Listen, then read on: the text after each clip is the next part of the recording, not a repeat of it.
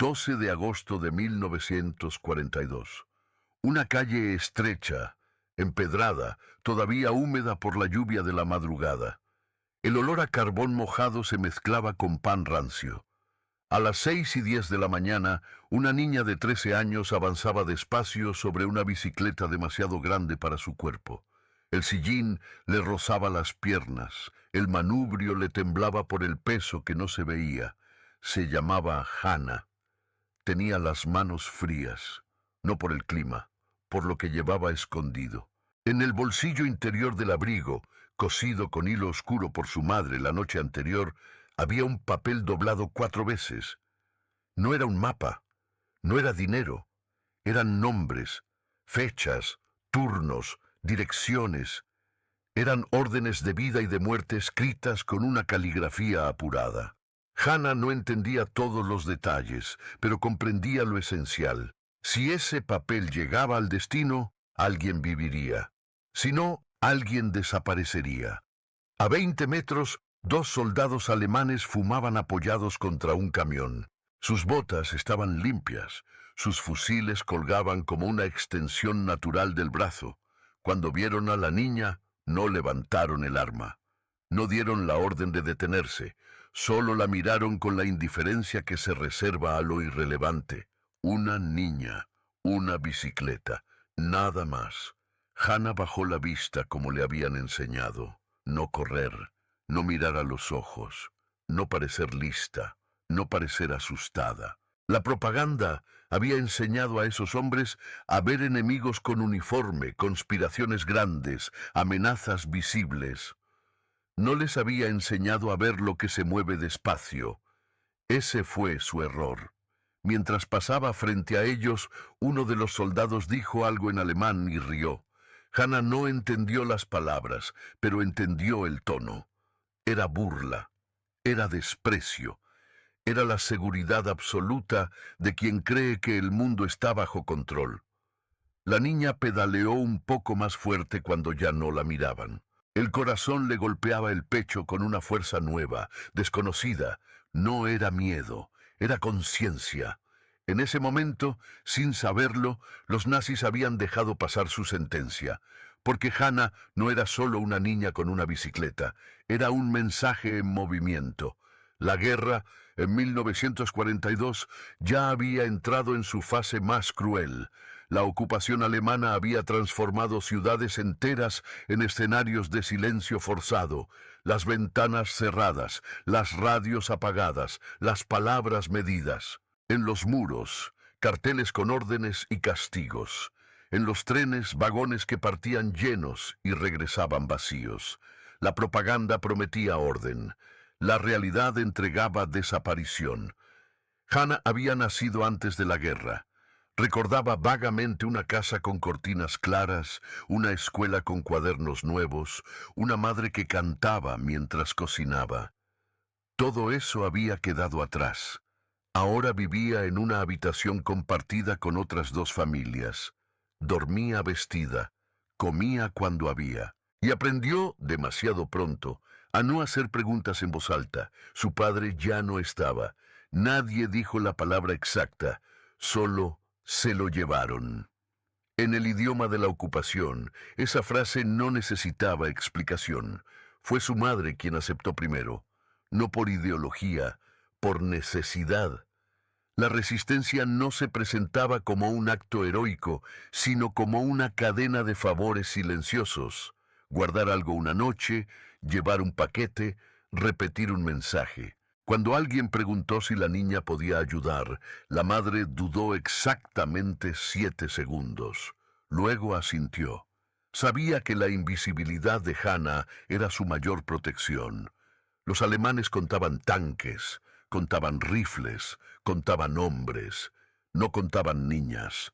La primera vez que Hannah llevó un mensaje fue una semana antes. Tembló tanto que casi se cae de la bicicleta. No pasó nada. La segunda vez cruzó un puente vigilado. Un soldado la detuvo. Le preguntó a dónde iba. Ella respondió con la verdad más simple: a buscar pan. El soldado miró la bicicleta, miró sus rodillas raspadas y la dejó ir. No había aprendido a sospechar de la normalidad. Cada trayecto era una estación distinta de la misma jornada invisible. Calles, patios, fábricas abandonadas, puertas que se abrían apenas lo suficiente para recibir un papel y cerrarse sin despedidas. Hannah no conocía los nombres verdaderos de las personas, solo señas. El zapatero, la mujer del segundo piso, el hombre que no sonríe. Era más seguro así. Ese 12 de agosto, el papel que llevaba era diferente, pesaba más, no por el tamaño, sino por lo que contenía. Lo había notado en la mirada de su madre al coserlo, en el silencio largo antes de entregarle la bicicleta, en la frase final, susurrada como una orden y una despedida al mismo tiempo. Si te detienen, no llores. La ciudad parecía contener la respiración. A lo lejos, una sirena. Más cerca, el ruido metálico de una persiana que se bajaba. Hannah pedaleó contando los adoquines, como siempre hacía para no pensar. 1, 2, 3, 27, 38, 41. El número exacto donde debía girar. En una esquina vio algo que no estaba previsto. Un control nuevo. 3 soldados más. Un oficial con el uniforme impecable. El trayecto habitual ya no era seguro. Hannah frenó. Por una fracción de segundo, pensó en volver. En ese instante, entendió algo que nunca olvidaría. La guerra no da segundas oportunidades iguales. Giró por una calle alternativa, más larga, más expuesta, más peligrosa. Pedaleó. Los nazis no la siguieron. No levantaron la voz. No vieron una amenaza. Vieron lo que la propaganda les había enseñado a ver, una niña insignificante en una guerra de gigantes. No sabían que cada mensaje entregado era una grieta, que cada nombre salvado era un futuro que no podrían borrar, que su poder tenía un punto ciego. Hannah llegó al destino con las piernas ardiendo, golpeó la puerta 3 veces como le habían indicado. Una pausa, 2 golpes más, la puerta se abrió. Una mano tomó el papel, otra mano le dio un trozo de manzana. Nada más. No hubo agradecimientos, no hubo palabras. En ese mundo, sobrevivir era la única forma de decir gracias. Al volver, la ciudad seguía igual. Los carteles, las botas, el humo. Pero algo había cambiado para siempre. Los nazis habían visto solo una niña con una bicicleta y no habían visto que en ese gesto de desprecio acababan de firmar su sentencia moral, porque desde ese día Hannah dejó de ser invisible para sí misma. Y cuando una persona entiende su poder real, la propaganda empieza a morir. La noche cayó temprano ese día, como si la ciudad también quisiera esconderse. A las 7:30, las calles ya estaban sumergidas en una penumbra espesa, rota apenas por lámparas cubiertas y ventanas selladas con mantas. Hannah regresó a casa empujando la bicicleta en silencio. No pedaleó. Había aprendido que el sonido también podía delatar. Cada paso resonaba en su cabeza más fuerte que en el empedrado. Cuando cerró la puerta, su madre no preguntó nada. Le quitó el abrigo, buscó con los dedos el punto exacto donde debía estar el hilo y no lo encontró. Solo entonces respiró. No fue un suspiro de alivio, fue una exhalación larga, cansada, como si hubiera estado conteniendo el aire desde hacía años. Esa noche no hubo celebración. Comieron sopa aguada en platos desparejos. Hannah sintió por primera vez algo extraño, hambre mezclada con orgullo. No lo dijo, no sabía cómo ponerle nombre, solo entendía que algo se había desplazado dentro de ella. Ya no era solo alguien a quien le pasaban cosas, ahora era alguien que las provocaba.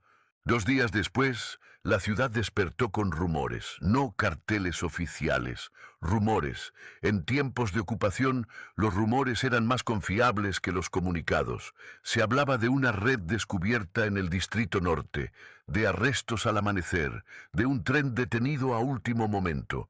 Nadie lo decía en voz alta, pero todos entendían. Algo había fallado para los alemanes. Hannah escuchó desde la escalera, desde el mercado, desde la fila del pan, frases cortadas, miradas que se cruzaban y se apartaban rápido. La propaganda seguía diciendo que todo estaba bajo control, pero la realidad empezaba a filtrarse por las grietas. Esa fue la segunda estación de su jornada.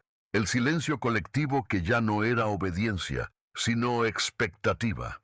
La resistencia no funcionaba como en los panfletos clandestinos. No había discursos, no había banderas, había logística, había tiempos, había errores que no se podían repetir. Después del mensaje entregado por Hannah, varias rutas fueron modificadas. Un camión cambió de horario. Un grupo no se reunió. Una fábrica detuvo la producción por fallas técnicas exactamente 48 horas. Los números no mentían. La ocupación perdió eficiencia. Y eso, en una guerra industrial, era una herida profunda. Hannah no sabía nada de eso. Nadie se lo explicó. Su tarea era seguir siendo normal, ir por agua, cuidar a un niño más pequeño, aprender a coser. Pero algo había cambiado en la forma en que los adultos la miraban, ya no con ternura, con respeto silencioso, como se mira a alguien que carga un secreto pesado. La tercera misión llegó una semana después. Esta vez no era un papel, era memoria. Debía escuchar, recordar y repetir 3 nombres, un lugar, una fecha, nada escrito. Si te detienen, no hay nada que encontrar, le dijeron. Hannah repitió los datos en su cabeza como una oración. Caminó sin bicicleta. Una niña sola no llamaba la atención. Una niña con bicicleta ya empezaba a ser reconocible. En una esquina vio de nuevo a soldados alemanes. No eran los mismos, o quizás sí. Para ella empezaban a parecerse todos, uniformes impecables, rostros jóvenes, una seguridad aprendida. Uno de ellos la miró un segundo más de lo necesario. Hannah sintió el impulso de bajar la cabeza, y no lo hizo. Lo miró de frente, no con desafío, con vacío. El soldado frunció el ceño. No entendió. La dejó pasar. Ese gesto mínimo fue otra grieta. En los meses siguientes, la ocupación se volvió más brutal. Más registros, más castigos ejemplares, más cuerpos colgados en plazas para enseñar una lección, pero también más errores, más sospechas internas, más órdenes contradictorias. La maquinaria perfecta empezaba a chirriar. Hannah cumplió 14 años en noviembre. No hubo torta. Hubo un regalo inesperado, un abrigo un poco más grande. «Para que puedas llevar cosas», dijo su madre sin mirarla. Hannah entendió. La infancia había terminado oficialmente. La estación siguiente fue una fábrica abandonada en las afueras. El olor a aceite viejo y metal oxidado impregnaba el aire. Allí, por primera vez, Hannah vio a otros como ella, jóvenes, ancianos, mujeres. Ninguno parecía un héroe, parecían personas cansadas, decididas, asustadas. Uno de ellos dijo algo que Hannah nunca olvidaría. Ellos creen que el poder se ve, nosotros sabemos que se mueve. Los alemanes seguían confiando en su fuerza visible.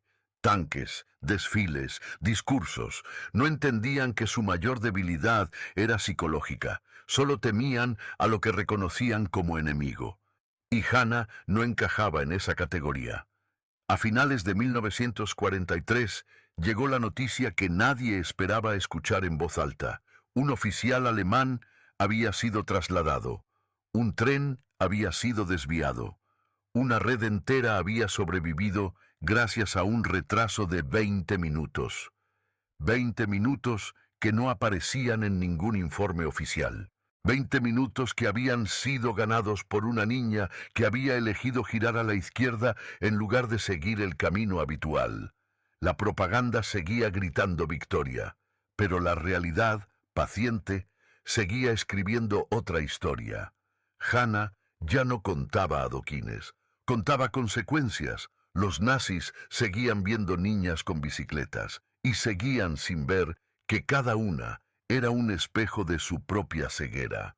La liberación no llegó como en las fotografías. No hubo una explosión única que lo cambiara todo. Llegó en fragmentos. Un día sin disparos, un cartel arrancado, un soldado que ya no estaba en su puesto. La ocupación se deshizo como se había construido, lentamente y luego de golpe. Hanna tenía 16 años cuando vio a los primeros alemanes retirarse. No sintió alegría inmediata, sintió vacío. Durante años su vida había sido tensión, cálculo, silencio. La paz, cuando apareció, no supo cómo entrar en su cuerpo. Caminó por las mismas calles empedradas. Ya no contaba adoquines. Miraba los rostros. Muchos faltaban. Después de la guerra nadie escribió su nombre en los libros. No recibió medallas. No dio discursos. Volvió a ser, oficialmente, una mujer común. Trabajó, envejeció, guardó la bicicleta durante años en un rincón. Pero cada tanto, al pasar la mano por el manubrio oxidado, recordaba algo esencial. El día en que entendió que el poder no siempre grita. Décadas más tarde, en entrevistas fragmentadas, algunos oficiales alemanes admitieron su error más grande. No fue estratégico, fue psicológico. Nunca pensamos que el peligro pudiera ser tan pequeño, escribió uno. Esa frase, sin saberlo, fue la confesión final. Porque la sentencia del nazismo no fue firmada solo en los grandes frentes.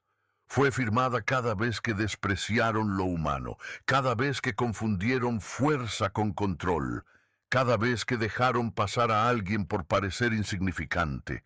Los nazis vieron solo una niña con una bicicleta, y no vieron que, al hacerlo, estaban viendo el principio de su derrota. La propaganda prometía un imperio eterno. La realidad, silenciosa, avanzó pedaleando.